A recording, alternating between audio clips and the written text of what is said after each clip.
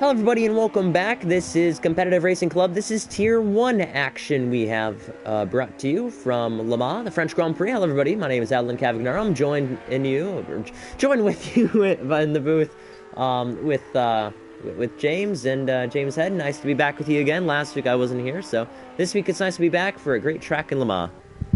Yeah, it's fantastic to be back alongside you as always. Of course, we are here at Le Mans, which is arguably one of the most historic tracks on the calendar, and with it being round 4 of the championship, we should see a lot of good racing here tonight. I mean, I was commentating obviously last week for Donington, and the level of driving we had last week was utterly phenomenal, and every driver should deserve a lot of credit for their driving last week. It was quite something to watch.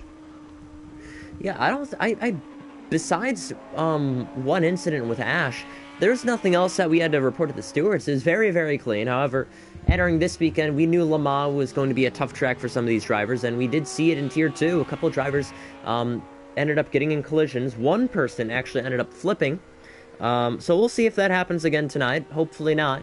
However, an observation I made in Tier 2 was that with so much, with so many trees surrounding the track, it goes into the forest, it goes into the public streets. So while that is a factor, it does affect the track temperature. So while, believe it or not, as the sun set, the air temperature increased. However, the track temperature either stayed the same or decreased. And the reason for that was, despite the air getting more warmer, there's a lot more shade on the track, and it really, really affected the track, and it cooled it down a lot more than it should have. And we actually saw that in Tier 2, where some of these guys, within like 10 minutes to go, a lot of their tires were blue. It was very cold. They had trouble keeping them warm. So we'll see if that's a story that happens and plays out tonight in Tier 1. Yeah, I've got to be honest, having a look at the end of Tier 2 there, the drivers have got to be keeping their tyres almost to a warm temperature. As you were saying, the tyres do tend to get cold around here, especially with the shade. You can see actually with it being a bit cloudy out on track as we ride on board with McKinder for you, that there is shade on the track, and that will bring down the track temperature because of all of the tree coverage that there is out on track. It should be quite interesting to see, as lap times I think around here will be about the 4-minute mark for qualifying. Yep. So we should point out some drivers to keep an eye on, and I was going to say racing at home. I still will. I think he's still going to be a force to reckon with today at Le Mans. And, whoa, what was that in the background? I thought that was Andy. Jeez. Porsche Curves catching people out already. Porsche Curves catching out the Porsche. The lone Porsche in the field. Unlucky for Andy there. Yeah. So yeah, I will say some drivers to keep an eye out for today. So, I'm not sure if it's safe to say, maybe after this race if it doesn't happen. So racing at home, let's do a little story for him. Where is he? He's running no, but he hasn't set a lap time yet. So, story, the thing is, in Season 1, he had the best car. He ended up losing with a time penalty and a crash on the opening lap. Season 2, racing at home, compared to the Ginetta, his Porsche was much faster. However, he just got included in a couple collisions, didn't win. Season 3, he led the most laps in the race, had the fastest car, but with 5 minutes left, got in a collision with Evil. Evil won Le Mans. So with Season 4, he's almost had the best car almost every single season. The question is, they've really switched the SLS just for this race, just for the straight line speed, just to win Le Mans. So the question is, will racing at home overcome this Le Mans curse that he has, or will he actually take victory today? I think he will overcome this, to be honest. I mean, he's 5th in the standings, looking at them. He's on 29 points. He's still a race victory away from the top. With Crusher obviously not being here tonight, it throws the championship picture wide open. But obviously with them switching to the Mercedes here tonight, it's going to be quite interesting to see, because obviously the car is very straight line speed dependent. Through the corners it looks pretty stable, which is also good around this track. I think he will break his hoodoo and hopefully win, but he's got a lot of competition. I think Ash and 007 will give him a run for his money. Yeah, I really think, and you know, I think some underdogs in this field. Why don't we keep an eye on John and where is he? Steve. So testing earlier today, a lot of people thought the Cadillac was going to be one of the worst cars here at Le Mans, and they were completely wrong. Some testing, and we did run some data earlier this morning. They're now in the Cadillac because earlier this week they filed for a team change. Both of them did. So what happened was, in I think it's section 1.7 in the rulebook, it states that when your team switches cars, they'll be classified as a new team starting from 0 points, however, starting with the same name. So basically what happened in F1 in 2018 with Force India to Racing Point, just without the whole buyout and money fiasco, that's exactly what happened to Williams Engineering. They've switched cars from the Audi to the Cadillac, so they'll be starting this weekend from 0 points. And funny enough, they were running 4th in the Constructors with 37 points at the time being when this happened, and this should promote HRT. If they get 9th or better in this race, this will bring up to 4th and missing in action. Despite Rotary not being here, they can also overtake the Audi team, now Cadillac. So the Williams team will be starting from the bottom again in this championship. So we'll see. And again, the data showed that the Cadillac is very, very fast on the straights and also stable through the corners. So it should be another challenger to the SLS and the Ferrari teams. Yeah, I think Steve and John have pretty much got the choice of the car here, obviously changing to the Cadillac. With them being starting from 0 points, however, it is a big disadvantage for them. You say they were 4th in the Constructors before they made and filed for that team change, so it is going to be really intriguing to see how these guys cope in the Cadillac. Honestly, I think they'll do quite well tonight and hopefully get themselves back up into the Constructor standings once they once were, as Ash Richardson's coming down the straight, down the Mulsanne towards Indianapolis. Yeah, and Ash is another force to reckon with. He won this race in Season 2 when his car wasn't even, I wouldn't even say capable of winning. I mean, the Ginetta was regarded as an overpowered car in Season 2. However, as seasons pass on, like I've said, I think it goes to show the driving Ash rather than the car.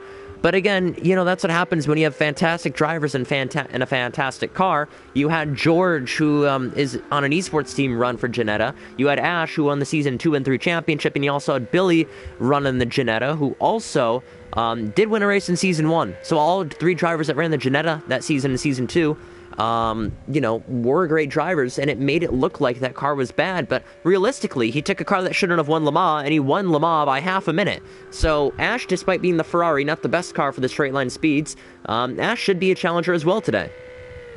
Yeah, honestly, I think with you saying that about him, it comes to show the credit of the driver more than the car, anything else. He's getting a pretty average car towards the front of the pack, and I think exactly in this Ferrari he'll do exactly the same. Racing Home, by the way, has set the first lap time of 4:2.2. He's just came back out on track on being in the pit lane. Ash Richardson, though, coming through in towards the final couple of corners now at Virage Ford and Virage du Ricard Amon. My French is not that great, I didn't pass it in GCSEs. Ash Richardson, though, about to come across the line. 007, 358.4. Ash across the line, 358.9. 4.5 tenths off. Not too bad. And 007 and Ash taking it to Racing Home at this stage. Yeah, I was just going to notice, I thought Ash would have been the first one across the line there. I didn't even see a professional. And the fact that he jumped Ash, his number 1 teammate, from last season that we recollected. Professional stands in the poll right now. Emmanuel is 3rd, 4th is Racing at Home, and 5th is Sean here. I thought that was Maze for a second. I saw the TTG there. And 6th we have Nikendu. I will say something else though. We haven't noted yet. So while the Ferrari teams run 1-2, they weren't even the cars to beat today. I would say the SLS is running 3rd, 4th. I mean, the Lambo, it's okay as well. The Lambo, it's running in 6th, but also, what other car? Like we said, the Cadillac should be one to beat, and they haven't set a time yet today. The Porsche is completely torn up of Andy. Not sure what happened with him. Maybe it's just a graphical error from what happened earlier, but we'll see. But I will note something else. We mentioned this in the Tier 2 broadcast. We'll mention it again in Tier 1. This will be the first ever driver in CRC history to be going double duty, as NASCAR likes to refer to it. So Spiezza is reserving today for Super Guy in that Mercedes in the SLS for HRT Esports. If a little backstory, Spiezza used to be the vice president, so-called, for HRT, and he's been called up to have his 3rd driver duties up to promoted to 2nd. So now he is running with, I should say, Zandermar for this race only, and we'll see if that team decides to have Spiezza start the rest of the season and take him out of Tier 2. We'll see what happens. He looked awfully very strong in Tier 2, and running with this Mercedes SLS very strong on the straights, he should have no problem staying inside the top 5, in my opinion. So while that happens, I would say Super Guy did announce this morning that he will be leaving CRC, so it's unfortunate to see him go. So that's why Speedsta is in this car, just for anyone who missed it. And also news this morning, like we said, Williams switching from Audi to Cadillac. So, you know, the day before the race, a lot of news popping up. Yeah, a lot of news popping up, and to be honest, it could produce these guys, some of them anyways, at a bit of a disadvantage, that late change becoming... Speedster obviously filling in on double duty. He drove really well in Tier 2 for a majority of the race until that final lap contact, which of course will go to the stewards. Which I'm also involved in as well, so that'll be fun. Speedster will also... he's just coming through the Portuesses there. He's in the Mercedes. We should see him right up the top, I think. Judging by his pace in Tier 2, he should be right up there. And he is filling in for Super Guy, and of course we do wish Super Guy well in his future endeavours, of course, leaving CRC after, as you say, in the last couple of days or so. Speedster coming across the line. He didn't set a lap. He invalidated, I think, coming out of the Mulsanne straight and went wide, and he invalidated because he feathered off the throttle. Otherwise, he would have picked up a penalty. So, Speedster, that was an invalidated lap. So, you see that name pop up 3 times there, and he did that towards the end of the lap, where I think it invalidated that lap and his next lap, which means the lap he's doing now could be invalid. And you would say, well, if it was invalid, why is he still out on track pushing? Well, I mean, he wants to get used to the track a little bit more. And regardless whether he goes back to the pits and a big, whoa, spin and drift from Speedsta. What a save. And that is potential Tier 1 talent right there. That is a fantastic save from Speedsta. And I can't even imagine the Mercedes could do that, but you're seeing the right bottom of the screen. Professional picking up penalties left and right and spinning across the line. Crossing the line backwards. Oh, he's in the wall. That's a shame. We won't get another lap either because we've only got a minute left in qualifying. So, 007 Professional is at risk now from possibly Ash, who is into the pit, so he's not going to be improving. Look out for some of the guys that haven't set a lap, especially I'm focusing my attentions on John, on Steve, and on the Team Mercedes, Zandamar and Speedster. Got there in the end. Yep, so Zandamar just crossed the line. That lap was not valid, so they're going to have to be a little bit more careful. And I'm going to say with this with Lamar, I mean, we saw in Tier 2 guys who didn't even set a lap, did finish inside the top 3 in the race in general. So, I mean, despite this field being a little bit bigger, you may want to start in the back, avoid incidents. Treat this like Daytona, if you will, with NASCAR. I mean, start in the back, avoid incidents, work your way up to the front. That's usually what it is. However, this is Tier 1. A lot more people are cleaner, and it shouldn't be a problem. So the thing is, I know that we'll finish this qualifying with people who have not set a lap time, so I think it's more smarter just to, like, not even push the car, stay within the white lines, and start a position or two better than what you will by pushing and potentially risking your lap time. Yeah, I completely agree on that. Qualifying has just ended, so we have got 300 seconds just under ticking down. Still 007 Professional out on top, Ash in second. Emmanuel B still third. Pretty much the top 6 as have stayed it. McKinder for you actually has jumped up past Sean for 5th position of 4:05.8. So he did improve by about 6 seconds, I think, on that lap time. But still, Zandamar, the like, still yet to improve. We should see them set a lap time. But, as you say, it is highly likely that the drivers from the back will have a big advantage towards the front of the race, because there might be incidents in front, they might pick up the pieces, and you never know, you might see some of the guys down at the back ending up on the podium. Yeah, I was just going to notice, I thought I saw Speedsta on track, but he just went back to the pits, and I want to make sure we get everyone here, so let's see who's closest to the end. Let's see, John is close. Yeah, so let's keep an eye on John. We also have Emmanuel and Racing at Home and McKindu. They're all in the back straightaway, and surprisingly, nobody's in the way of each other, despite running the same parts of the track. So John is, I would say, closest to the end of the track right now for the people running. If we look through, I do think it is John. Yeah, it is John. He just came out of Indianapolis, so yeah, he will be. Yep, so John will be the first one to cross the line out of the runners right now that can potentially take away pole position. And, you know, we've said that Cadillac, it can be good at times, and a lot of people did doubt it. We'll see if this is the moment or not. He's still pushing because he still knows his lap is valid and good. And in general, for these people that haven't set a lap time, they're going to be pushing no matter what because they haven't set a lap time. So whether or not it's going to be for pole position or not, they just want to get a lap on the board. And exactly that, staying clear of that white line on the exit curb, staying clear of the apex there, trying the best not to cut the corner at all, not to go off track, just to set a lap time. It's showing here, going very, very cautious to the final couple of corners. And John, nice and easy, like a little turtle, crosses the line. Between the white lines, it should be a valid lap time, up to 5th for John. Good lap, that 4.5.8, and he's gone 3,000 ahead of McKinnon for you, actually. Yeah. As Racing at Home goes second with a 3:58.6. Good lap there, but not close enough to 007. I think 007's on pole. Yeah, I mean, it could be. I mean, you also got to realize that Xanamar is still out there in the SLS. You do have Steve out there in the Cadillac. I mean, Cadillac should be top 5 material right there. I mean, Xanamar, if he can treat this car well, just like Racing at Home did, he could put it in the top 3. He could even debangle Ash there if he can get up to. I mean, the gap is quite big from 1st to 4th. It is 2 seconds, so if he does set a consistent lap, he should be able to put himself up there with Racing at Home. However, we'll see. That was a big, big mislash there. However, Xanamar stays within the line. He'll cross the line now. Valid lap time. Up to 4th. Good lap. Good lap. Yeah, if you, I think he only lost himself about a tenth of a second after that bit of a mistake. I don't think it would have impacted on the result. Steve then is on a lap as well. I think he's just coming through the forward curves, coming through the final couple of corners, through the last 2 turns there, and Steve now across the line. What's it going to be? He goes 6th with a 4.3.4. And Andy totally couldn't across the final corner there. I'm not expecting anything from him, and Andy, I think, has invalidated that lap anyways, and that is qualifying over. Good lap there, though, by Steve to put up the P6.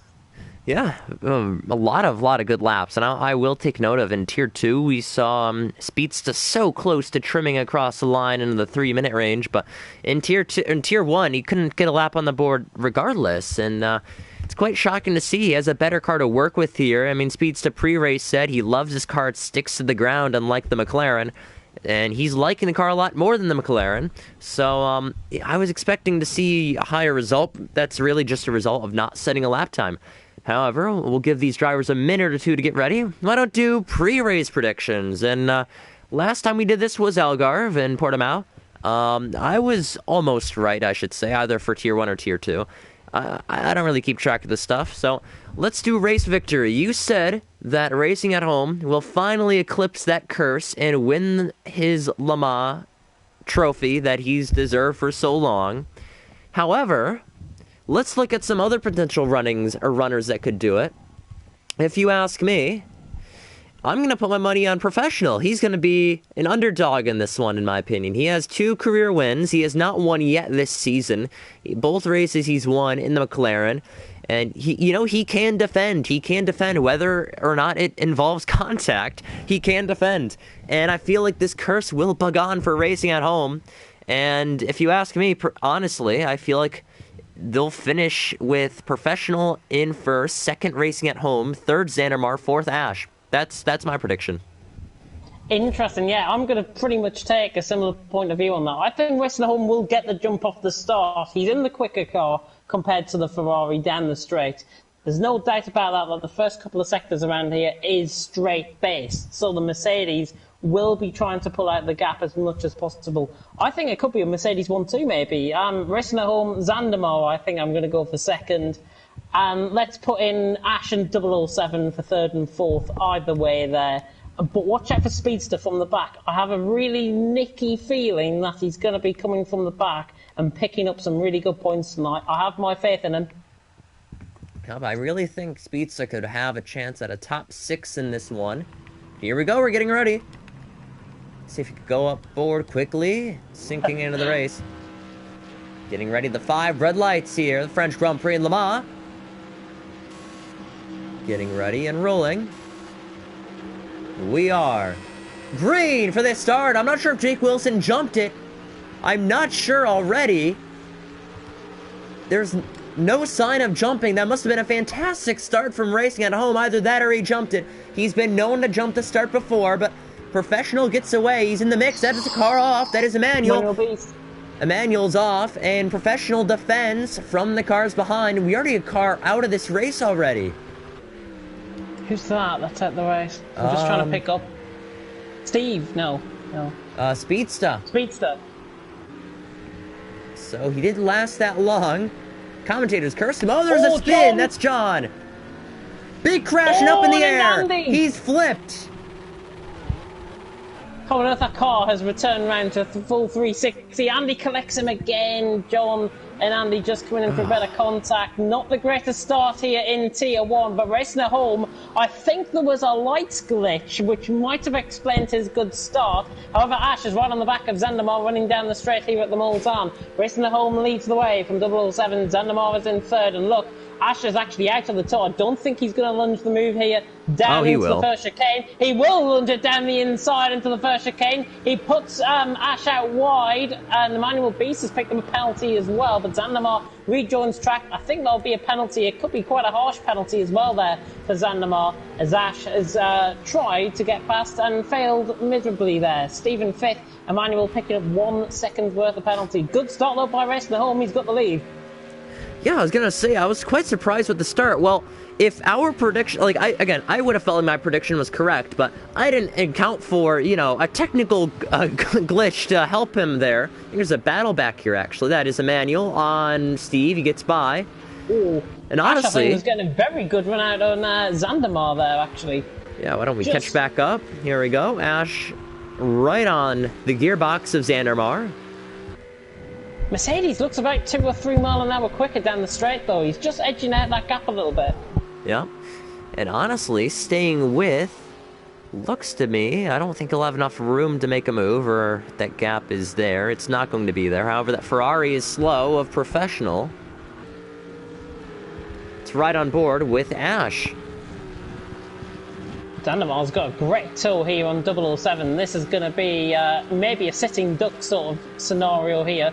As Zander begins to get close, Ash trying to follow in. We'll take it from his point of view. Zandamar to the inside, racing home, taking the much deeper line there through on the straight. And Zandamar is through, down on the inside. 007 not going to give this one up without a fight, but Zandamar is through just before Indianapolis, and he gets the move done, and he's into second place. Good move that.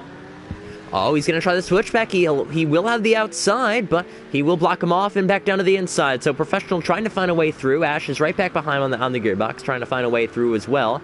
And let's not forget Emmanuel and Steve are back here. Let's highlight this small battle we have going on. McKindu and Sean, both within each other. I just want to stay up here because there might be something. If not, right now, yeah, like you said, Mercedes 1-2, Ferrari 3-4. Then after that, it's another Mercedes and a Cadillac, a Ferrari, then a Lamborghini, Porsche running wide, and then you have a Cadillac right there who can overtake Andy. Not sure if there's going to be any hurt feelings after that opening lap between the two. We'll see. Yep, he'll let him by. Yeah, good sportsmanship shown there by Andy, the Scotsman. And he is, and John is up into P9. I think Andy realised he had the mistake wrong, and he's just let him through on the straight. Good sportsmanship, Sean. That's what we like to see in Tier 1. 007 right on the back of Zandamar, though, for second and third. And we are already at the end of lap 1. And honestly, if we ended the race here, my prediction will be totally correct. Well, good for you. Okay, so look at that. Another 40 minutes left to go. Yeah, so Professional he got held up by Spencer or Zandamar parking the bus. And Ash will be alongside on the main straight. However, he ran out of that the slipstream he needed to stay with him. So Ash will stay with. Actually, he let off quite a bit entering. Not sure if he had a slowdown or anything. I think he might have cut the corner, the final chicane. I think he's cut the curb on the final chicane. He slowed down because he would have picked up a penalty for the race director. So I think that's a good scenario. Both John Dog and Andy into the pits after that lap 1 incident. So obviously they're going to be in the pits for a little bit longer than expected. Yeah, so I would like to highlight, and Professional is... Yeah, he should have been with Xandermar here. No, Xandermar's just going to pull away in the straights, and it's really going to show the SLS will be the one to be here today. And I will mention some fun facts now.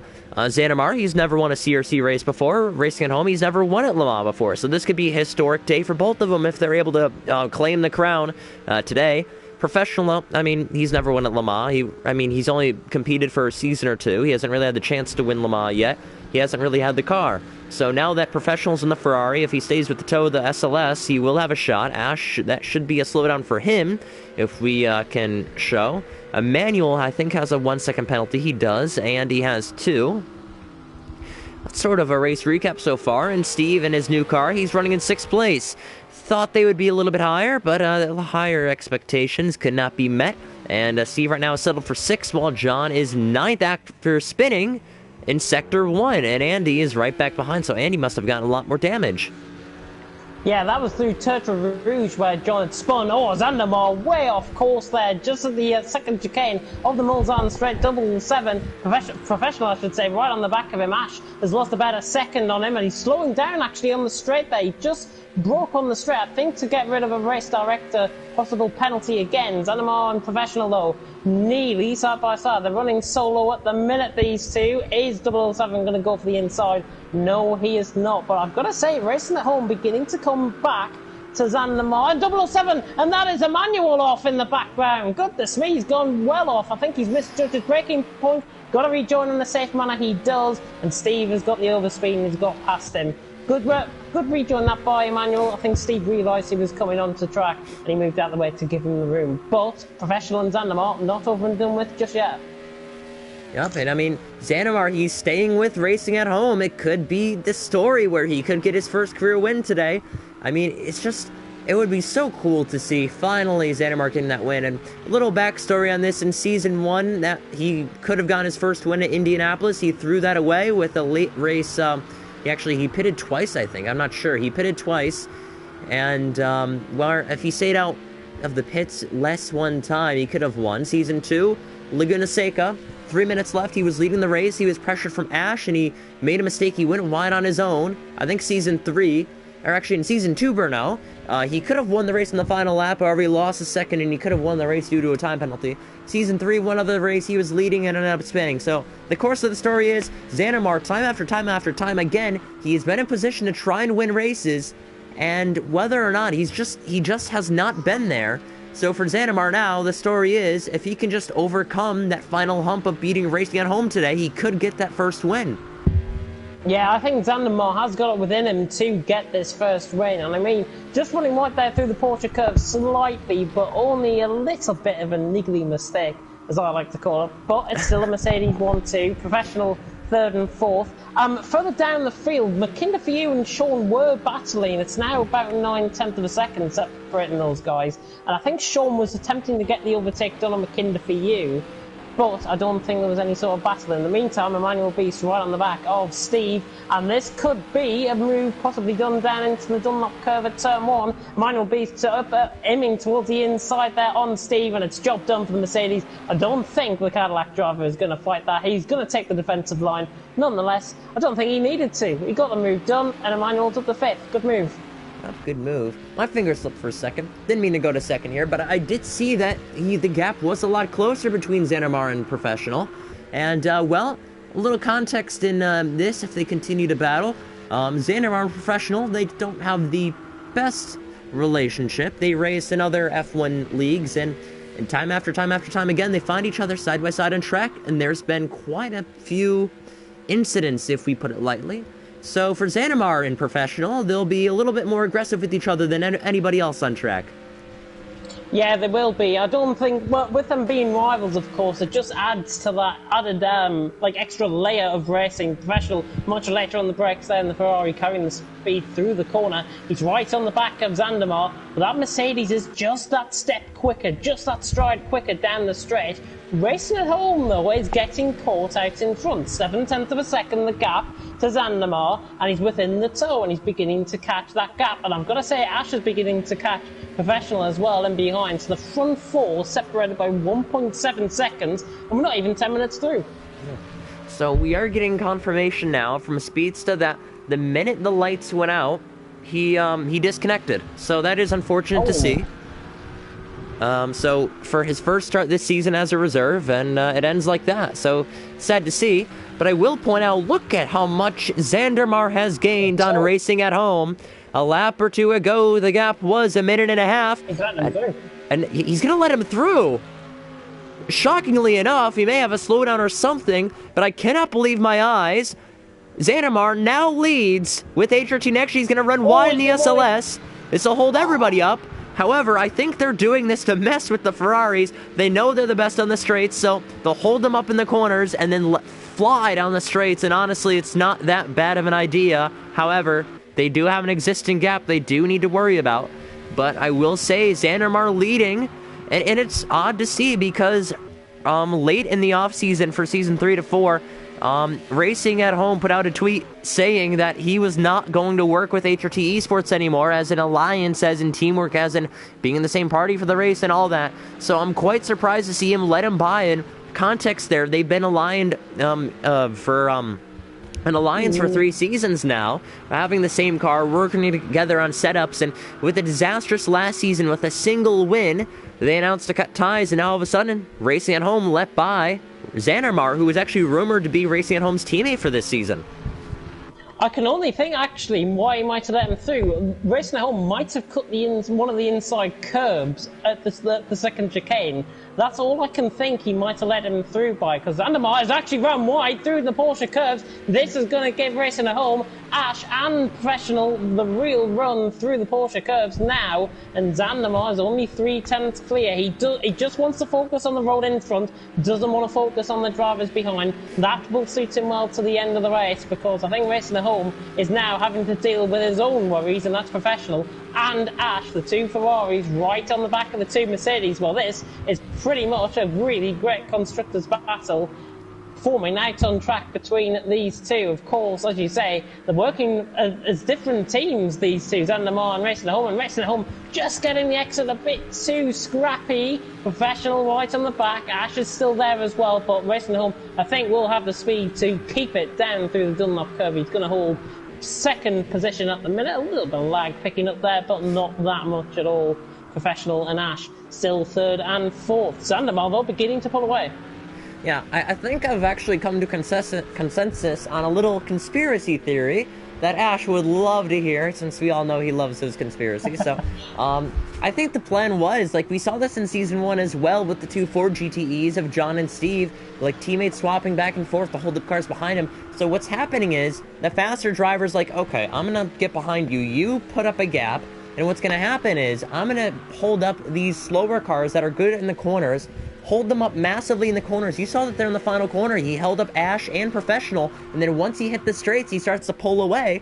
So he's going to build up a buffer of a couple seconds, and then what's going to happen is, since the faster driver's behind, he's going to purely gain on speed and raw pace, and then it'll be a battle between Racing at Home and Zandermar, but actually Professional, he was close enough to make a move, and he will be by if he can fight back, but yeah, Professional's up to second, so maybe that was not part of the script. But working together, Racing at Home and Zandermar, they're still going to have a lot to do. Definitely not part of the script that at all. Racing at Home, I think, just beginning to struggle slightly. Ash is giving them the flashing lights treatment there in 4th position. But Professional getting the move done. Here comes Racing at Home, though. Back past him on the Mulsanne straight as I nearly coughed on the stream. I do apologise about that. Then I walk him over. Zandermar leads then into the second chicane and still leads, but Racing at Home has messed that up. Oh, he holds up Professional and Ash as well. Zandermar getting away even further now. We could have 3 wide down the straight, maybe, if I'm not going too distant in the future.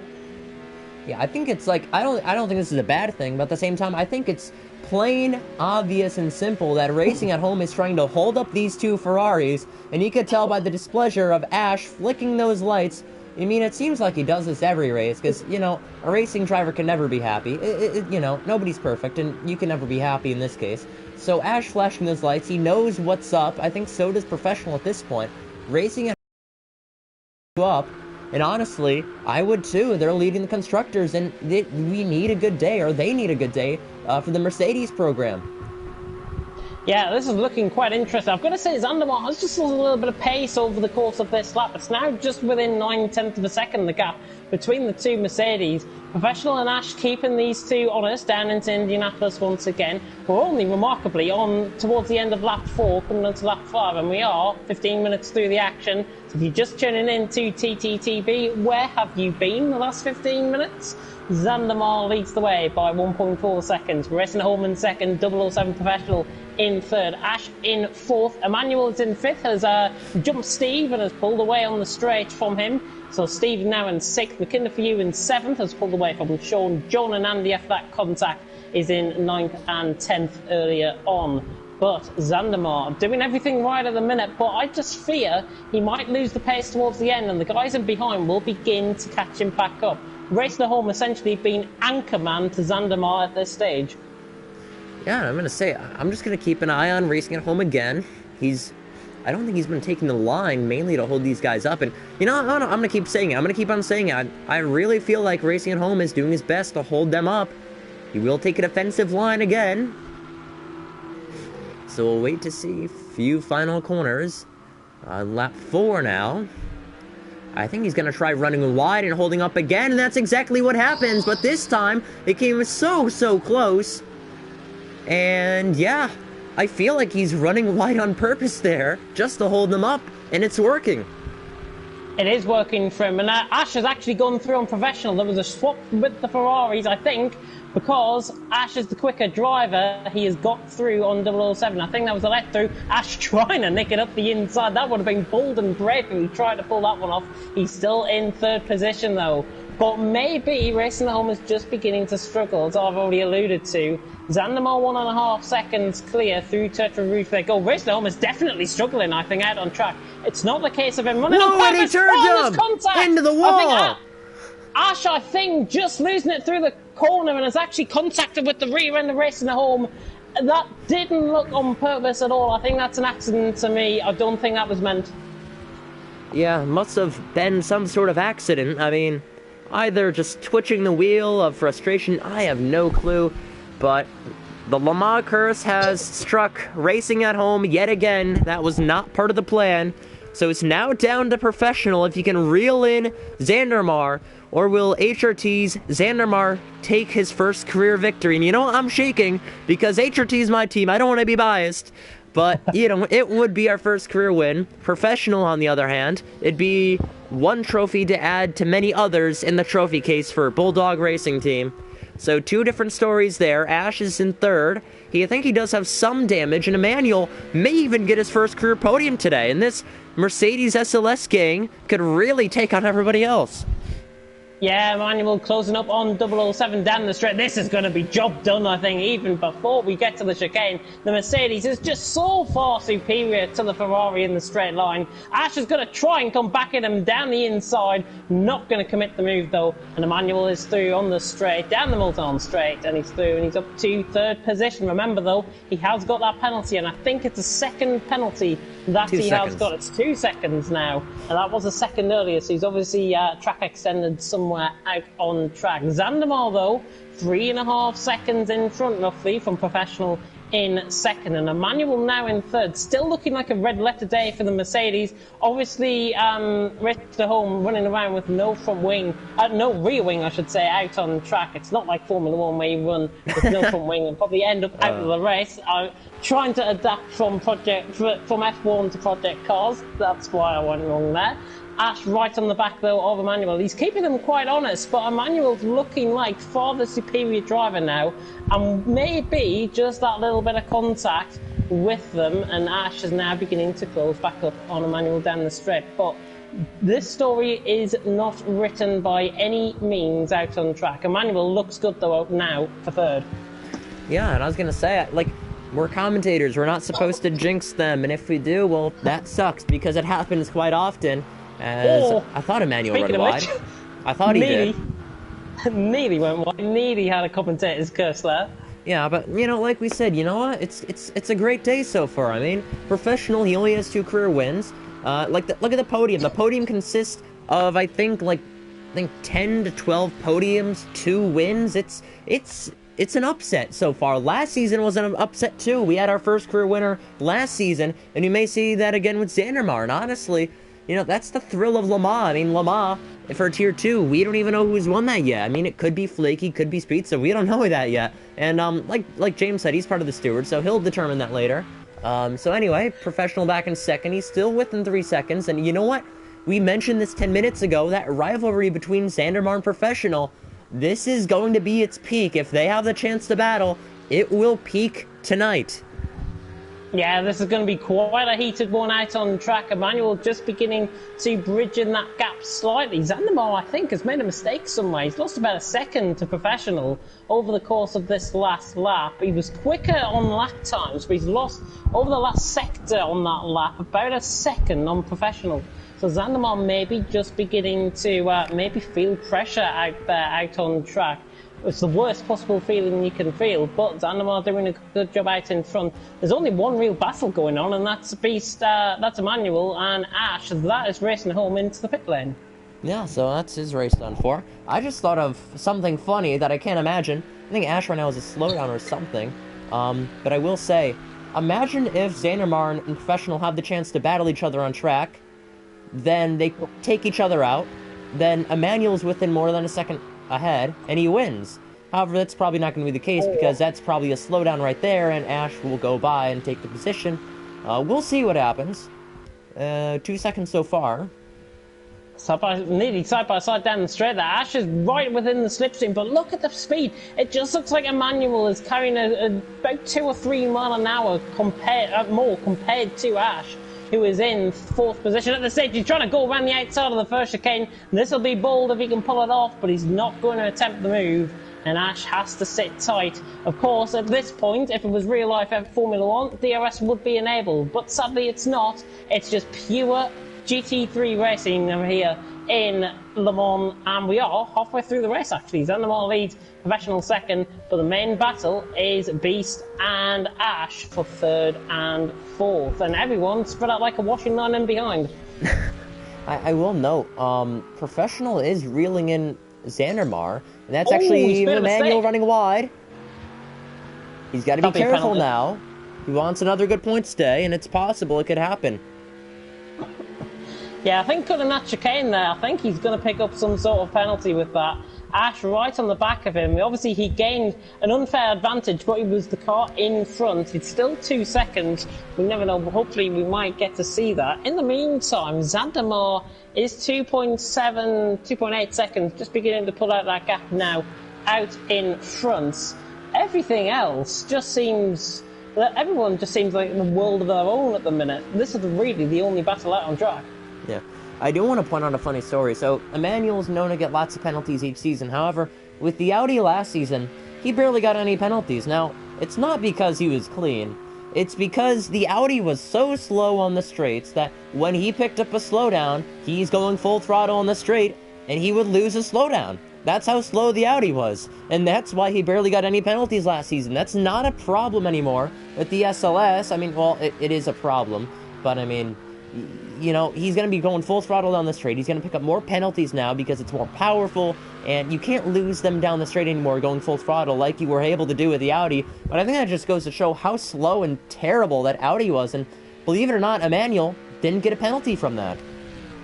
He didn't get a penalty. That's a bit of a strange one. Might have to have a look at that maybe. But Emmanuel doing everything right at the minute. He's 3rd to 4th. John and Andy are 1.6 seconds away. Andy just beginning to bridge in that gap slightly to John.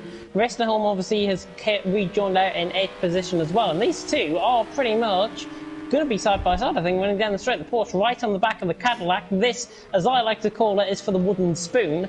But John keeping the position for now on Andy. That Porsche doesn't seem to me as if it's got the straight line speed. The Cadillac just looks quite strong. Back to the battle for 3rd, though, because it's getting quite dicey, I think, for 3rd and 4th, because Emmanuel and Ash has made a mistake. Ash is in the wall. I'm not sure what happened there. Yeah, I'm not sure if he's going to pit or stay out, but with 20 minutes left, Ash is going to stay out, and Steve can take 5th place, and this is big for the championship. The day that Crusher is not here, and the day that Rotary is not here. You know, it's supposed to be a day for Ash to win, but actually, Professional picks up a penalty while gaining on Xanamar. So everything is happening at once now. So the day that you're supposed to be on top, you're not on top. And for Racing at Home and Ash, the day that you're supposed to be on top, like we said, you're not there. And holding up Steve there, should be by this corner. Lets him by, maybe. Maybe a switchback. But yeah, I feel like Ash should have pitted and been with... Again, I don't know. Actually, no, he shouldn't have pitted. I don't know. It depends for Ash, seeing the gap. How much damage that car has. I'm pretty sure it's a lot, seeing how much he crashed into the wall there. But holding up, just like Racing at Home held him up a couple laps ago. And by for 4th. Yep, Steve through for 4th on Ash there. No real complaints really. I think Steve was going to get him down the straight anyways. 007 Professional has picked up a penalty. What is the penalties looking like? How many seconds did he pick up? A second penalty for Professional. And I think he set the new fastest lap of the race, if I'm not mistaken, as my TV is going to turn off. That's great. Yeah, he did. New fastest lap of the race, 4:1.8 for Professional, 4:1.9 for Zandamar. It clearly appears to me as John Dog has just gone past Andy, and Racing at Home is back into the pits. So another bad day for Racing at Home, and honestly, if I can hold my mic here for not make noise, I'm surprised why. It's like another bad day like it was Algarve. It's just the car was meant to win this race, and ever since that collision, obviously he's not going to be up there contending, but you know, it's a shame. That car was meant to win this race, like we said, and you know, it's not. It got taken out, and now that car is down to Xanamar winning it, or Emmanuel to get a podium, or let's say Professional gains on Xanamar. They take each other out and Emmanuel wins, you know? So there's still backup plans for this to happen, but for right now, the battle between John and Andy looks good, but that Mercedes SLS, they still have 2 cars left in this race to win Le Mans.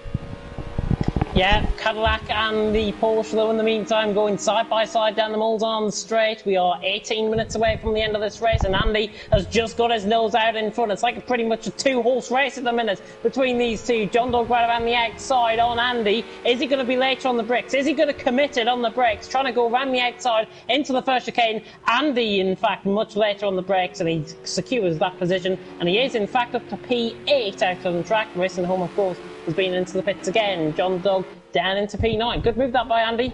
At the speed, got it done. Yep, he should be able to take him back, though, is John. That Cadillac is still decent on the straights. Let's see if it should be enough.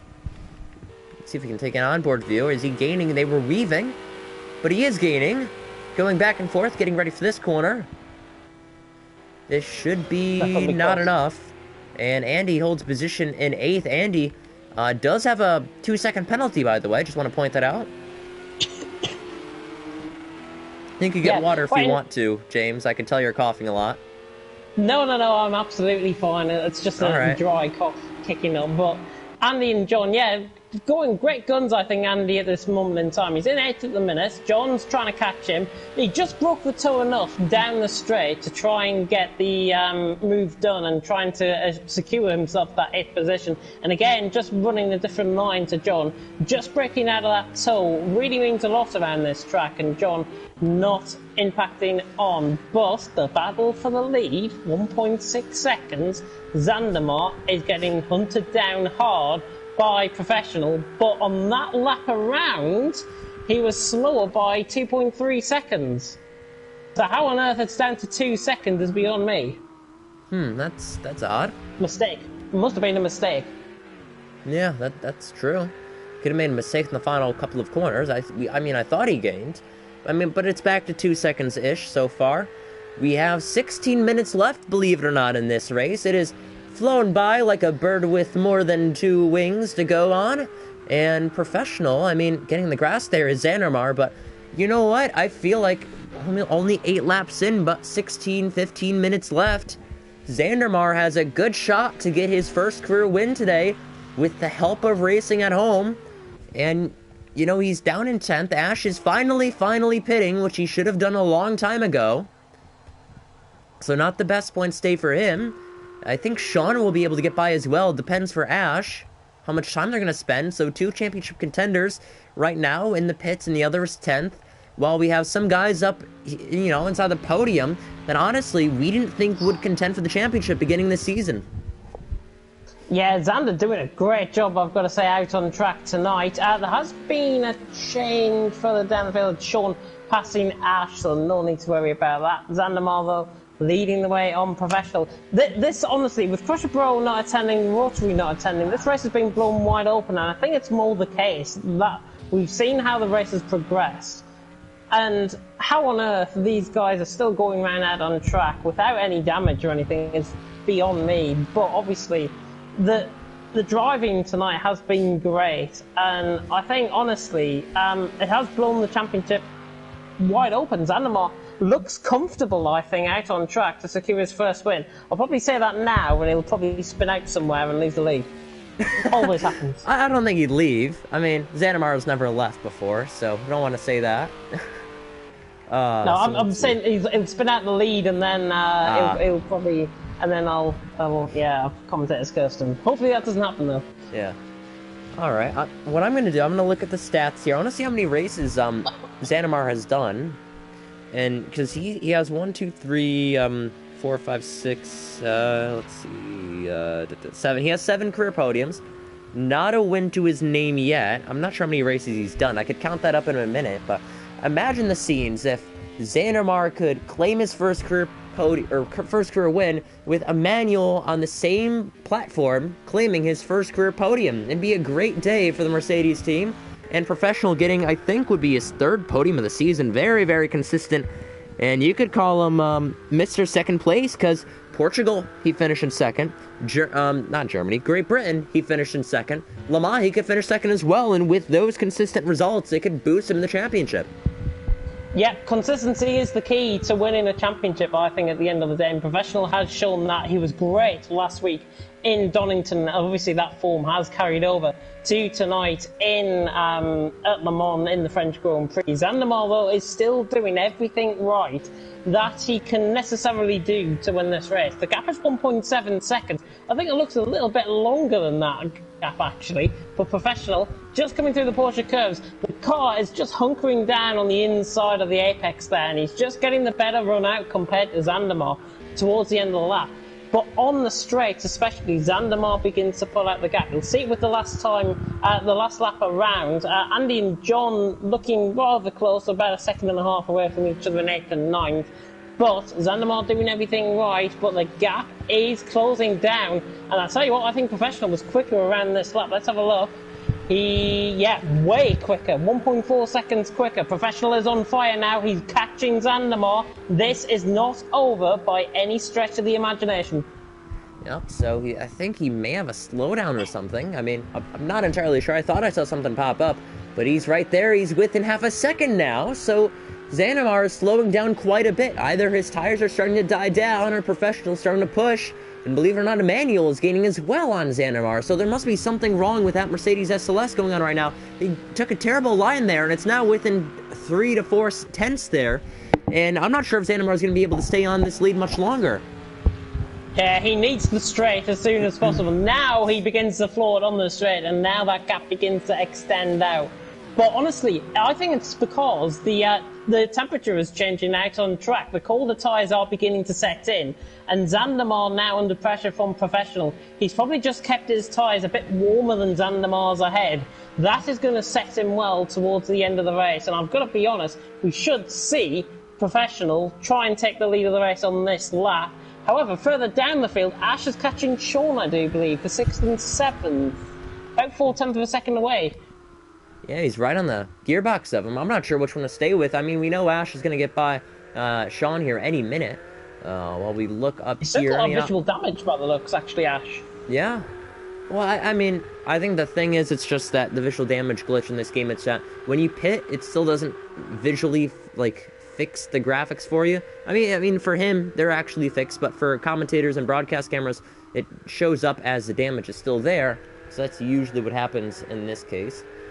However, Emmanuel's actually lost 2 seconds to Xandamar, so I think he's really picked up the pace again. I think either he was saving some sort of fuel, and actually I do want to notice, can we get up the speedo here? 34.5 liters of fuel, 31 liters, 34. I think everyone's good on fuel. I just want to make sure. Looks to be good. In the pits is Andy, by the way. What happened to Andy? Oh, I think he's had a moment somewhere right on track. That car is totally damaged. He's going to be coming out well behind rest and home. He's just taken himself for position. And Ash has got through on Sean. That was down the Muldoon straight. And even before the first chicane, he's got the move done. And he's through and he's up into 6th position. So that was easy to like. Professional, though, on the back of Zandamar. It looks like, again, Zandamar just looks like he's got all the answers to that Ferrari in behind. He's doing everything right at this stage, and with 10 minutes to go, he's got to focus more now than ever to try and win this race. The last 10 minutes will really break or make a driver out on track. Yeah. Oh, he may have ran wide a little bit. The gap was a second on the straights, goes through the corners, it's now half a second, maybe even 4/10 it is. So he can't let Professional get too close, because he did have a 3 to 4 second buffer that Racing on Home built up for him, and now, you know, the gap's down there. Professional has the speed, may not be the best car compared to the SLS, but Zandamar has a chance to get his first victory, and he really needs to be defensive within these last 9 minutes as we enter lap 10 here at Le Mans. And I think Zandamar's going to be able to hang on, but for how much longer? Look at that, he's taking much wider out lines through the Porsche curves though. Professional is all over the back of him again. Those tyres do not seem to suit. I think his tyres are looking really cold at this stage, Zandamar. And again, Professional is right on the back. Whether he can turn this into something that... actions, of course, speak louder than words out on track. If Professional wants to do this, he's got to do it now with 8.5 minutes to go. Is he going to go into the chicane to try and get the move done? Zandamar is literally parking the bus through the corner of the curve, through the curve of the corner there, and 8.5 minutes to go. 1.5 seconds, 1.5 tenths, sorry, separating the top two out on track. Zandamar is doing everything right, and again that straight line speed just suiting him up well, but Professional right on the back of him. This is going to get interesting. This will get quite dicey.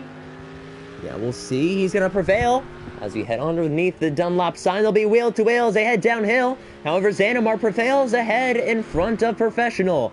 So 8 minutes remain, 8 minutes flat now, and Zandamar is hanging on. The track starts to get darker, and we did notice that a lot of the guys in Tier 2, their tires start to wear off very quickly. I mean, when I say wear off, I mean tires start to cool down. So I think the same thing's happening for Zandamar. That Ferrari is better for tire management, but on that SLS, he should pull away on the straight unless Professional is close enough. And I'm not sure if he's going to be able to hang on. I mean, he does have the better car. Those tires aren't as good as the ones on the Ferrari. Is he close enough to make a move? No, he is not. He's farther back. The gap is almost, I would say, almost half a second now. It's 2-3 tenths. And honestly, that's not a good buffer to have when your car is meant to be built for the straights. He's just going to gain all the back that time in the corners. So, if I were Zandamar, I mean, you'd have to be defensive if he's close enough, especially in the corners where that Ferrari prevails.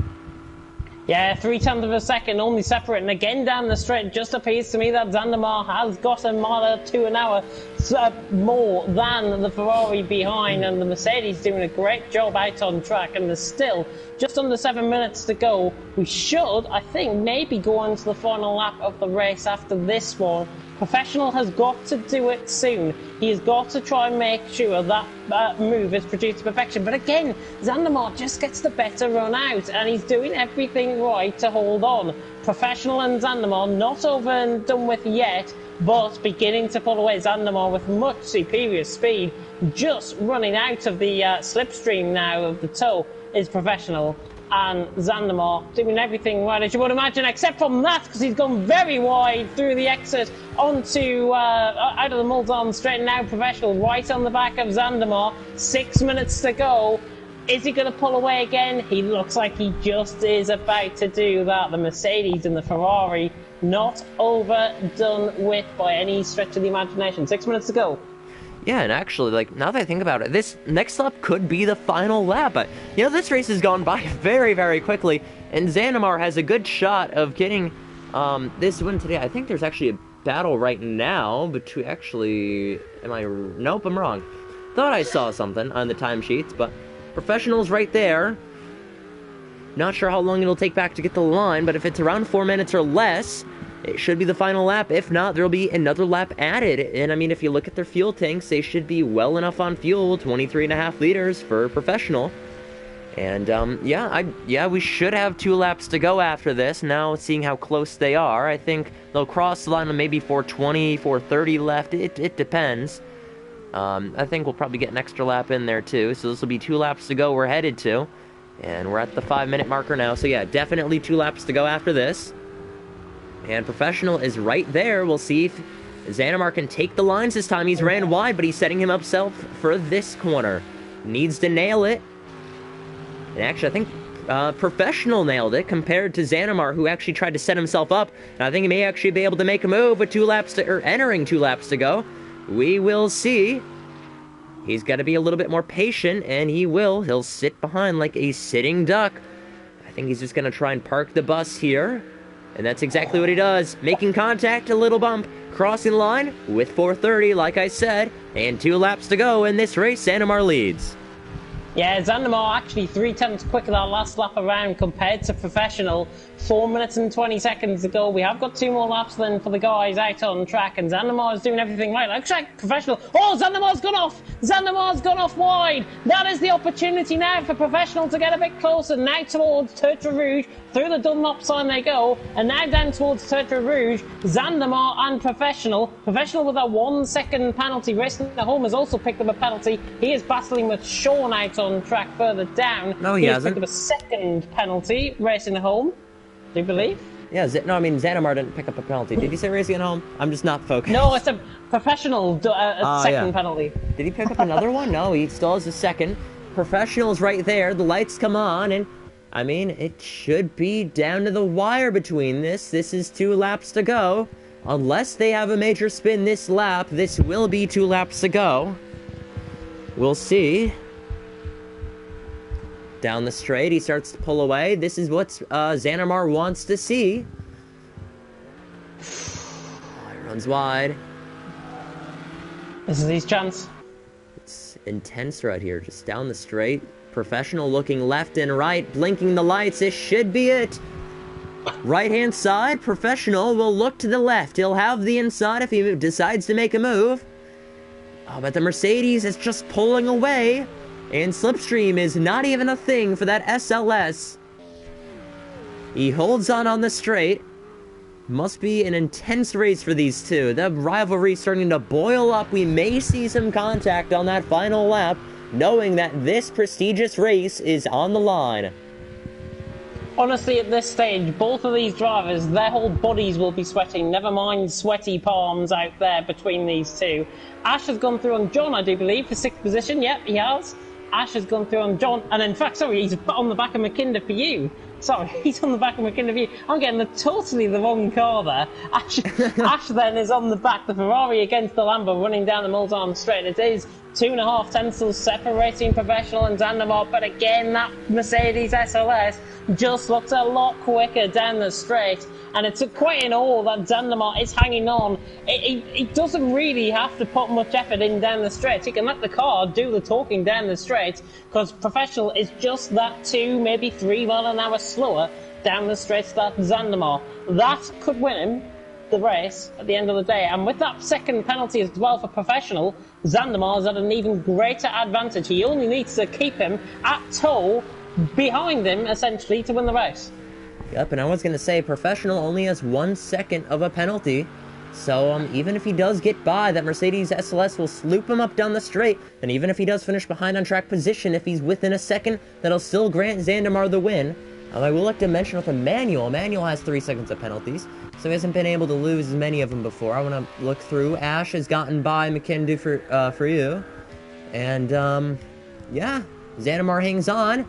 Will be entering the final lap this time by as he runs wide. However, trying to park the bus for that Ferrari and almost getting pushed through the corner. Xanamar, the pressure is real. This will be the biggest moment in his CRC career, running wide again. Professional should have room, but the door has closed. Locking that door, Professional is there, trying to bang through that door.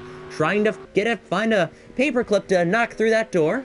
And Xanamar will be hanging on as we enter the final lap at Le Mans for the French Grand Prix. Will it be Xanamar or will it be Professional? We will find out. 4 more minutes to go in this lap. But the final lap for Xanamar and Professional. 1 lap to go in the French Grand Prix.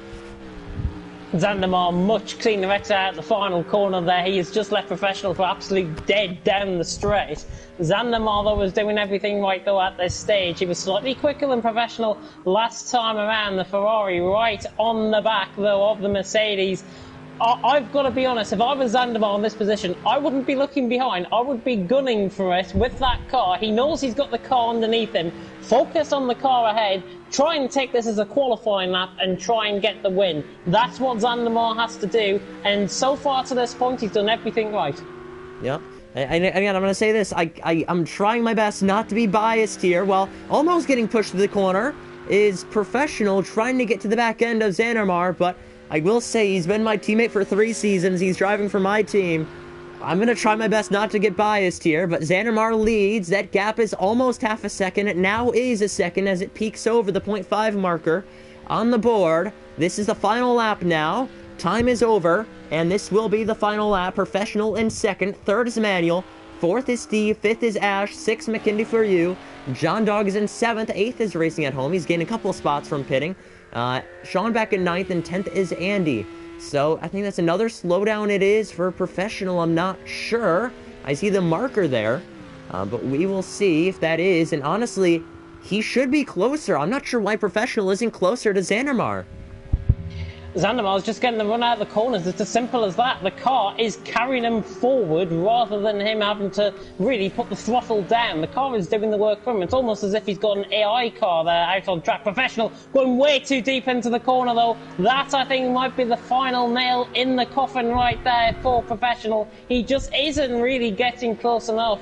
If only that Ferrari was jet-powered, he will try and get past him down the straight. But Zandamar has done everything right to the stage. The gap now over a second. I don't see it coming back now. I mean, he's out of DRS range if we're talking F1 standards. But, Zandamar, this is what he wants to see. He's been in this position before. Needs to hang on. He has 1.5 sectors to go. He'll be trying to hang on. I've got to calm down a little bit. My heart is beating. I'd love to see this happen, but at the same time, you know, the guy's on the podium right now. It's another emotional day for Emmanuel. He's been racing just as long as Zandamar has, and he has never had a podium. That could change today. Same for Zandamar. He's raced 32 races. Today marks his 33rd race, and he has not yet won. However, race number 33 looks to be a different story. He runs a little bit wide, he runs wide, but he stays within the white lines. That was a close one. But Zandamar, I think he's hearing our commentating and just wants to make a mistake. But if I were him, you know, commentators curse, any of the curses out there, the one that stands is that Racing at Home. You know, he got a fantastic jump, but a mistake from other drivers costed him. And the holding up, it's helped Zandamar with the pressure, with the gap. It's helped everything. It's boiled up. Final sector it is for Zandamar and that Mercedes SLS. They were highly debated whether or not this car would win this race, and I think they will. Back-to-back seasons that the Mercedes has looked to be the one to beat.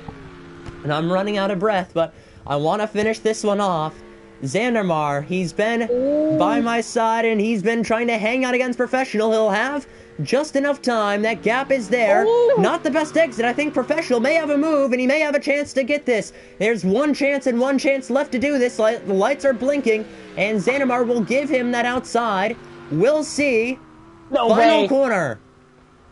He's got a block, and he's off! He's off! Professional goes by and tried to throw Professional spine! Final corner! Spency, you've done it! He wins Le Mans! He's won Le Mans with Professional spinning! I cannot believe it! That final push from Professional was mad, and I've got to stop. I've got to stop while there's contact. I've got to stop. Because I am out of breath for Spencer finally getting that elusive victory that he ever so deserves. Emmanuel getting P3, his first podium in CRC. Oh my goodness, that is fantastic. Steve crosses the line with his new car in P4. That shiny new beauty gets to go back home with 12 points. Ash with some damage on that Ferrari. He's going to get 5th. I gotta stop. Finally. Yeah, Ash now coming around the Porsche curves. He's going to be finishing in 5th position, albeit hopefully he keeps it on track. He has got that visual damage, of course. It's nothing more than visual, and the Ferrari will be very unlucky out on track. He's been the unluckiest driver, I think, here tonight, has Ash. So, same with Racing at Home as well. A race to forget. He did get past John, though. I may just point out, Racing at Home did get past John for 7th position. I think that must have been down the Muldoon Straight. As Ash now comes round into the final couple of corners, the Ferrari man will be coming across the line. It's a race to forget, but he has gone ahead of Crutchborough, I should say, in the pits. He's not happy with that. He crashes into the pit wall. Zandamar, though, there is your podium pretty much. Well, that Cadillac's not on the podium. Get him off there. Steve rams into the back of Zandamar, but Zandamar, a great win out on track. Professional finishing 2nd. He tried his best. I think he almost overcommitted into the final couple of corners. I think there was a bit of contact on the back end for Professional on the back end of Zandamar. It was very difficult to see, but there was just that slight touch. He got caught in a bit of a half spin, and that's why you saw Professional off into the gravel. Yeah. Unfortunate, but I think Zandamar was going to get it anyways. Yep. The scenes that we see now, I mean, Zandamar and Steve, they've raced together for 33 races in 4 seasons. Close friends, and Emmanuel by his side as well. I think this is a good scene to see for many. And, well, it brings almost tears to my eyes. My eyes are watering up. All good friends. Ash getting along in the party as well.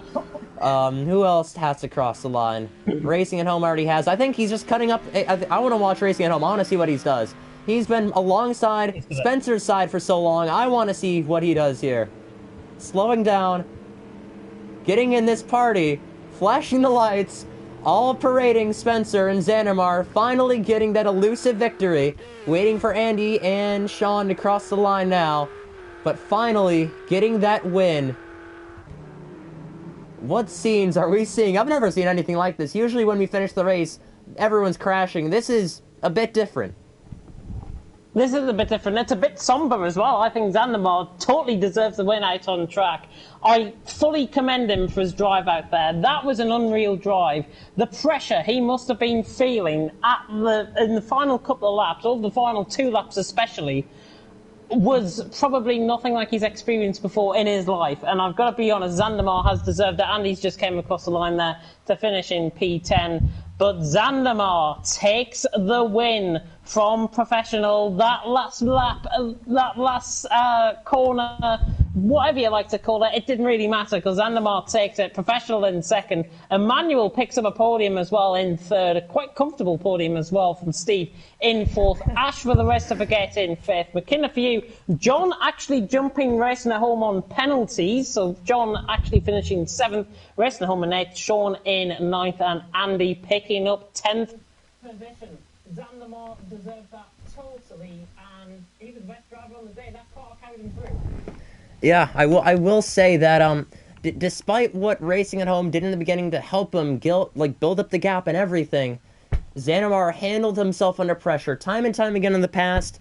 He's caught himself under pressure. I think today is a different story. He's really reclaimed himself, and he's finally jumping that elusive step and claiming his first career victory at a track that many others struggle to drive at. And I'm running out of things to say. Let's just cut to the interviews. I mean, that is, I'm really happy. I mean, story is, I've been friends with Spencer for the past couple of years. He's been my teammate for 3 seasons. Time and time again, you know, I'll be up at 1 in the morning testing with him for each and every single race.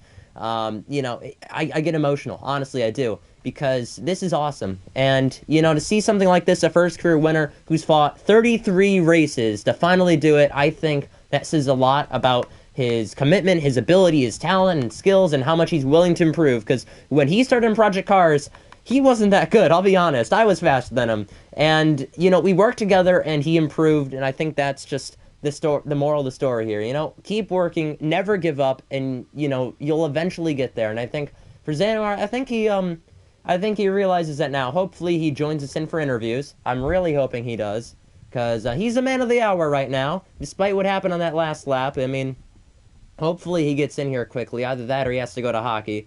If he leaves for hockey, that'll be very anticlimactic. I'll message him. But yeah, James, you have any thoughts from the race? Fantastic drive by Zandamar, as I've already alluded to. Fully deserved the win. I don't think I've seen a driver like that not crack under pressure in quite a while on Project Cars. We've seen it before. I think he might be joining the party. I've just seen his mic come on.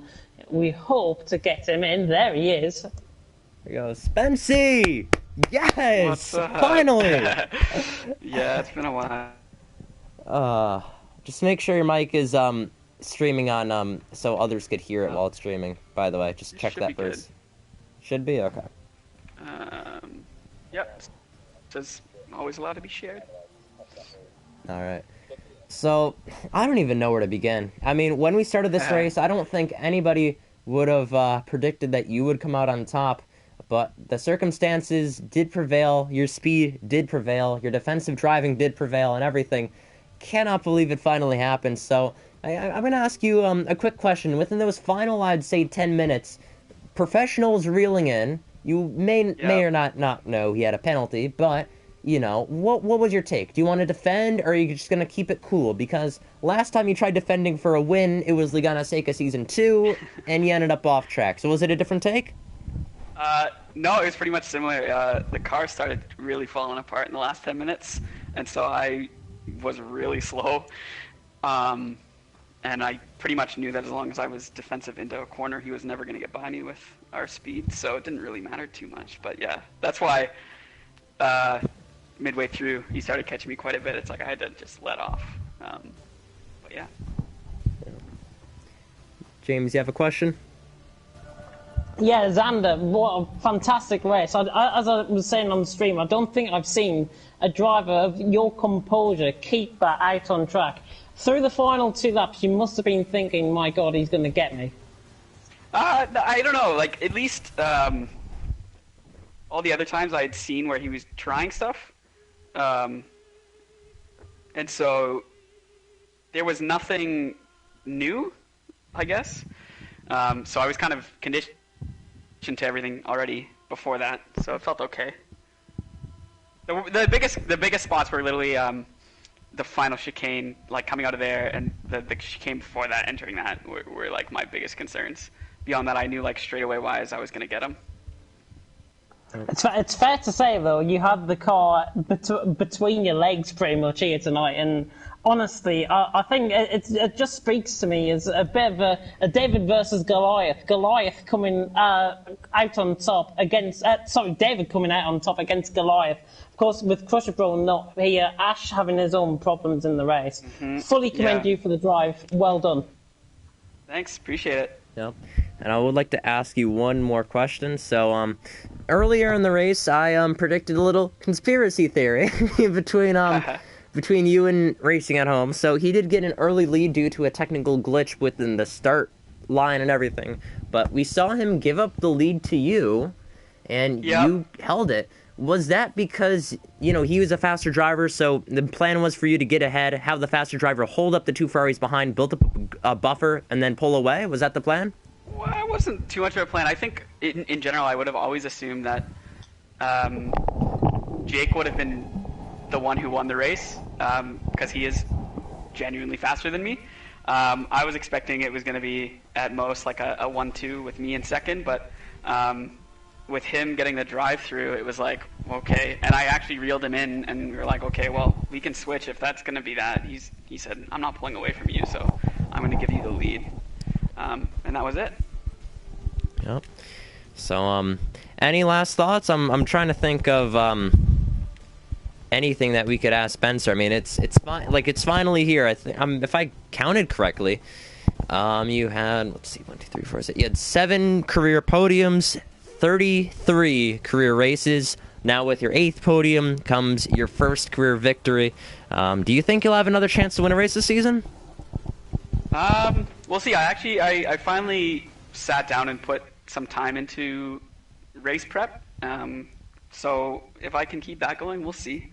I don't know though. It's hard to say with the likes of like Rotary not being here and stuff. He seemed pretty quick, so I'm not sure.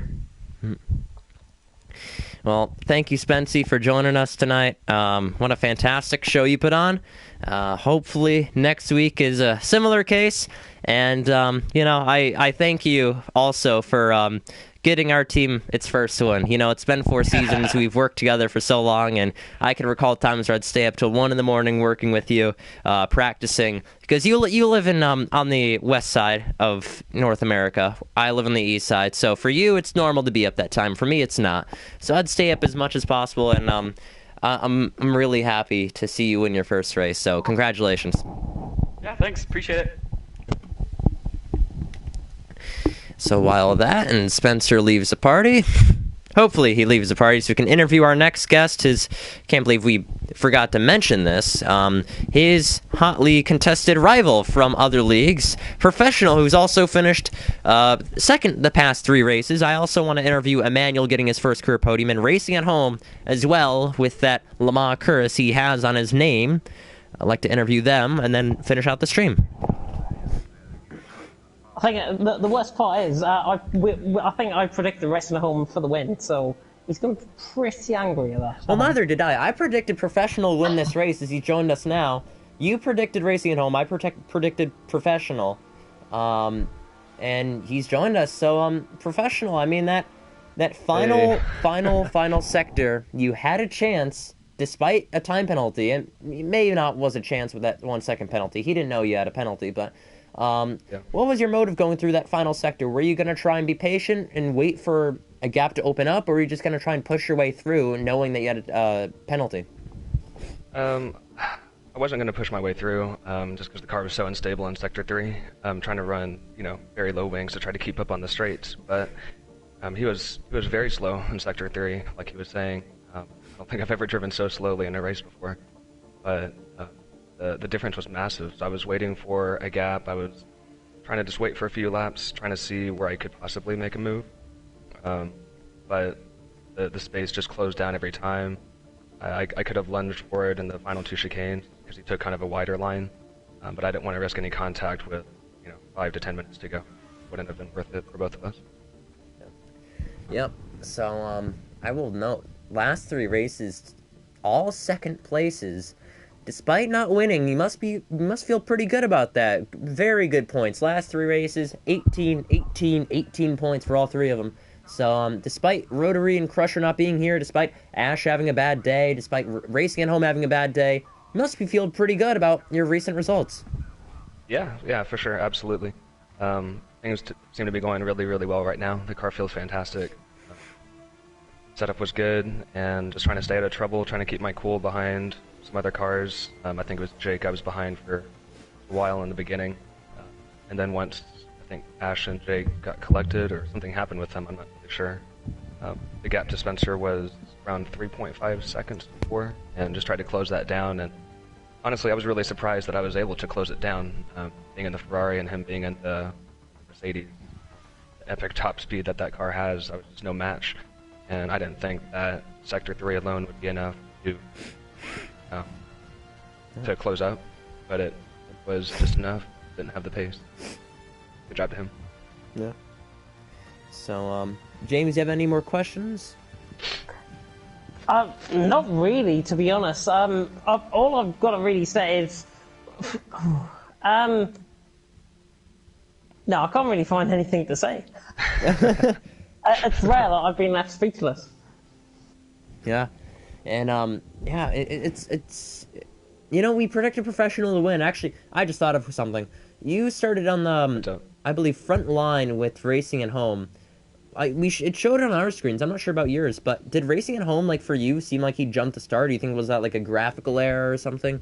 Oh yeah, he for sure jumped the start. There's no way that he got that kind of launch. It was kind of like the one F1 race at Spa. I think it was Maldonado or somebody in the Lotus or the Renault or something jumped the start, and that's when Hamilton and Alonso had the huge crash at Spa. 2012, that was. 2012, yeah. It was exactly like that. There was just no way that he could have gotten that kind of start. So, yeah, I think it was a jump start. So his race was already compromised from the beginning. So, Thank you, Professional, for joining us. And Yeah. you know, with these consistent results, it builds up a good points buffer to everyone else in the field. And honestly, we head to I believe it's Zolder next week, a track that's, you know, you could see the Ferrari really, you know, perform at. And if Rotary and Crusher don't have the best days, and you get in front of Ash, you have another chance at winning the race. So thank you for joining us, Professional. Good luck next week, and congratulations on another podium this week. Thank you. So now we will usually interview one more driver. However, we will interview Racing at Home and Emmanuel together since they're teammates. Get him in here. The big story entering this race was whether or not Racing at Home would overcome his Le Mans curse, and it looks like that didn't happen. Emmanuel getting his first career podium. So we'll see if we can get both of them in here. I'll text them and let them know to join. So, James, I mean, on a scale of 1 to 10, what would you rank that race? Like, I'm not sure what we'd rank that. I'd rank that like an 8 or a 9. That was pretty good. I would say about an 8 or a 9, yeah, that's what I was thinking. The race was absolutely excellent. The driving was clean, a lot cleaner than Tier 2 as well, which we always like to see. And I think every driver out there has got to be commended to some extent, because the driving in general was absolutely fantastic. And of course, Professional and Manuel, who's just joined as well, Racing at Home, just coming into the party. Both of them drove really great races, even though it didn't work out for them. They both drove great races, and I'll hand over to you to interview Emmanuel. Okay. Emmanuel, congratulations! Career podium number 1! Finally, with 20 to 30 something races you've done in CRC, you finally get that elusive podium, and it comes at Le Mans. And so happy that you finally got it. Entering the race, do you think you had a car that could contend for the podium, or do you think it was just circumstances? No? Are you there, Emmanuel? I can hear Emmanuel. There's nothing from that side.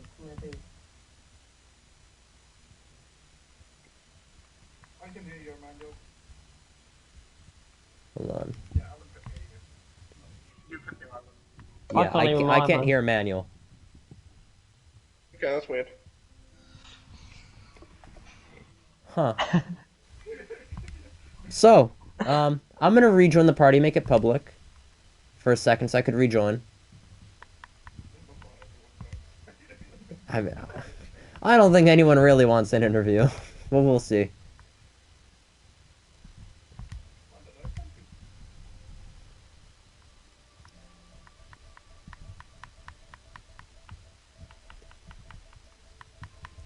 Fuck.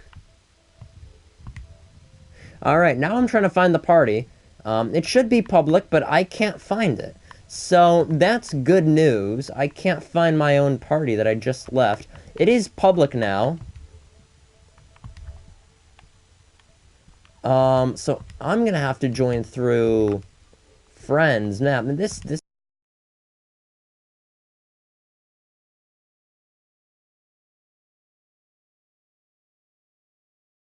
party, so why don't we just join through him? Go to his profile. Yeah, technical difficulties for people watching. So yeah, while you hear me talk, we're gonna load Emmanuel's profile, join through him. Man, this lags so much. So much. View party details, join. Hopefully it works this time. My internet connection is terrible. There we go, we hear him. So Emmanuel, let's ask the question again. So it's been 20, 30 something races. Actually, you already heard me, that's right. So do you think, you know, you would have gotten this podium regardless, or do you think that situations that other drivers weren't helped you? I think we would have gotten the podium regardless. There were 4 of us. There were 4 mercs. All 4 of us could have won the race. There's no question about it. We just had bad luck on the start. But yeah, they didn't have a chance. It was fun to watch them fight, but they didn't have a chance at all. Question, James? I can't hear him. Oh, now you can't hear him. No, I couldn't hear him all along. Can you hear him, Emmanuel? I can hear James and I can hear Alan, and you. Yeah. Okay. Well, I mean, as long as I can hear him, I'm streaming this. It's fine. So, James, you could ask the question, and I'll sort of translate it back at the end. Emmanuel, yeah. Third place, obviously, around Le Mans must be great for you. How do you think you're going to take that towards next week? Are you going to repeat the form, hopefully, or are you going to be expecting... What's your expectations next week? I think more of the same. I started the season off pretty well, to be honest with you. I just had, bad luck like I usually do. But more of the same thing next week. Try to do an even better job, maybe second, or if I'm lucky, first or something. But yeah, more of the same next week. Yeah. So, congratulations, Emmanuel. It is your first career podium. Do you think you have a chance for the rest of the season to try and get a podium, get those strong 15 points? And, your first career podium, you've had many chances in Season 1 and 2 and 3 to get a podium, and you've finally done it at Le Mans. And do you think you have a chance to do it again this season? I think I should, yeah. There's tracks coming up that suit the car pretty well. And even at the track that didn't suit the car with that Algarve, I was on the podium until, a little funny incident with the Crusher. So, yeah, I think we should. It's an expectation that I should be there every race at this point. I don't really have any more excuses. I've been here for like 4 seasons, so, yeah. So, thank you, Emmanuel. Congratulations. And we could definitely see you back here in the top 5 again. It was rumored in the beginning of the season that you may be in Tier 2, and for this, a podium, finally, I think this just solidifies that a Tier 1 driver, building up that talent, building up that skill in the GT3 car, which I know you aren't that fond of. You worked with it, and finally getting that first career podium again for you, it's fantastic to see. So thank you for joining us, and congratulations. Thank you. And now for Racing at Home. He didn't get a podium, but he's in here for one reason and one reason only. So I have 2 questions to ask you. I thought I had one. So I'm going to ask you first with the contact between you and Ash. So what happened there? Do you think that he just got into you, or just he lost the back end, got into you, or do you think that was on you? We didn't really have the best view of it. To be honest, I didn't have the best view of it as well. I just seen the replay and it looked like he got loose, but to be honest, I've got better things to do than report someone who's many seconds ahead anyway. It didn't ruin my race. I already had a drive through. I mean, the only thing that ruined my race was my team not being out in the pit lane to repair my car. I mean, they did it in 7.5 seconds, which is nice, but at least repair it next time. Yeah. So, one other question. So, personally for us two, I like to build up the agenda, the story on you and the Curse of Le Mans. We talked about it this morning. Every season, there's always a hump that you're never able to get over in Le Mans. And you've shown every season that you do have the car to beat. So, like we said, Season 1, we'll do a little rundown for the viewers. Season 1, he had the fastest car, 3-4 seconds a lap. Lap 1 crash, set him back. He had to pit, came back, and almost won the race. Steve won it. Season 2, just Ash was quicker, and Racing at Home got in an incident. Season 3, him and Evil collided, and Evil won. Season 4, now it's with you and Ash again.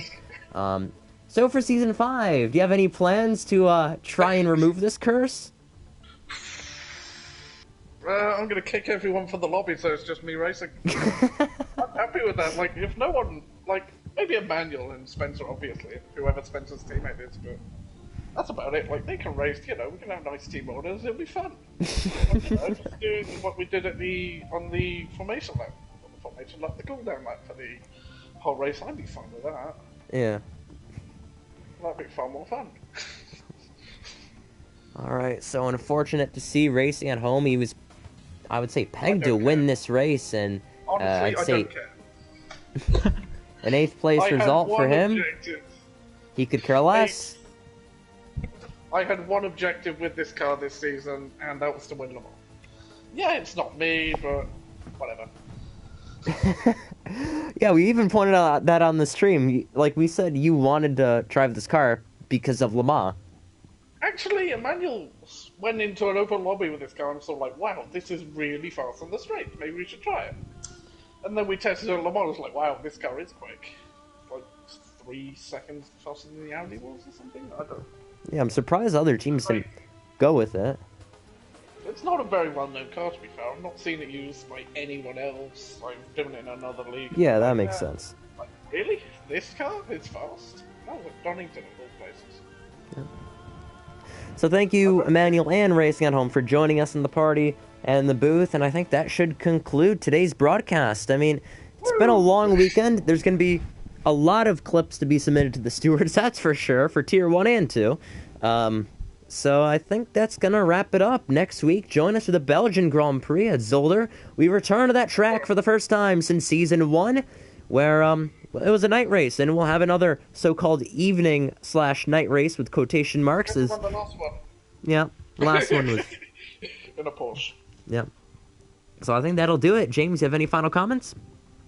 I can't wait for Zolder next week. I think it's one of the best tracks you could possibly have on Project Cars. I think GT3 racing is going to be quite close around there.